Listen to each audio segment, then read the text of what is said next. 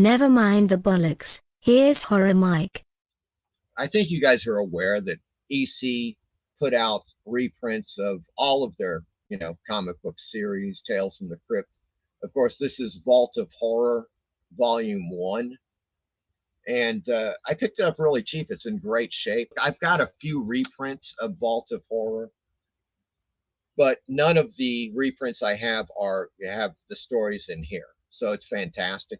And if you're into the EC comic stuff, highly recommended. Johnny Craig, Al Feldstein, of course. You got just a lot. And of course they reproduce the covers, which are often just fantastic.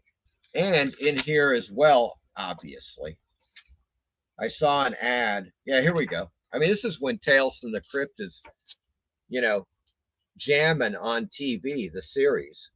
So this ad is for the trading cards, Tales from the Crypt trading cards that they had. Now, this one you don't see often. Okay, this is one of the most unusual. I don't know what to call it. I'm not quite sure. Maybe you can help. Only 2 issues were made. It's from Avon. This is from 1950. And it's called Out of This World Adventures. Okay, this is issue number 1. Great pulp magazine cover. As you can see now, my copy has got this scratch, but otherwise it's in pretty damn good shape. But here's the thing.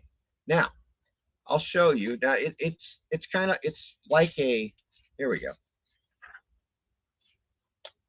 As you can see, it looks like a typical pulp magazine, but suddenly in the middle of this thing, it turns into a comic book. Yes, and guess who does most of the comic book art in this? It's JOE KUBERT. Yes, indeed. You have, geez, what must be 40 pages of comic book art,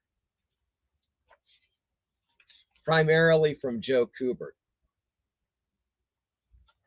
inside of a pulp magazine from Avon. Now, I can only guess what happened. I haven't read anything about the history of this. Only 2 issues came out, and I can only think that it just didn't work. People did not like the combination of a pulp magazine and a comic book, but it's JOE KUBERT art. Out of This World from Avon, 1950. They came out with 2 issues, folks. So there you go. You don't see this every day. This is kind of a weird one. I don't know. I'm not quite sure what the hell happened with this, but this is Eerie. Now, people are, familiar probably with Eerie and creepy magazines, illustrated magazines. This happens to be the 1971 annual, which says best stories ever. That's great. And then it shows 4 issues below, right? And what I believe is issue number 23 with that fabulous Frank Frazetta Panther Woman cover. And these other covers on there, you can probably see the mummy attacking the guy, and then the skull man strangling this guy. And those are issues 12 and 13, respectively.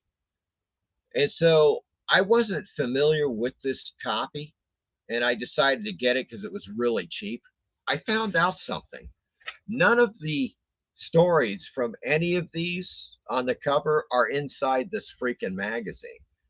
They are all from issue number 4, issue number 8, issue number 10, issue number 7. Does anybody know about this? Was it just a screw up in the art department? I'm not quite sure.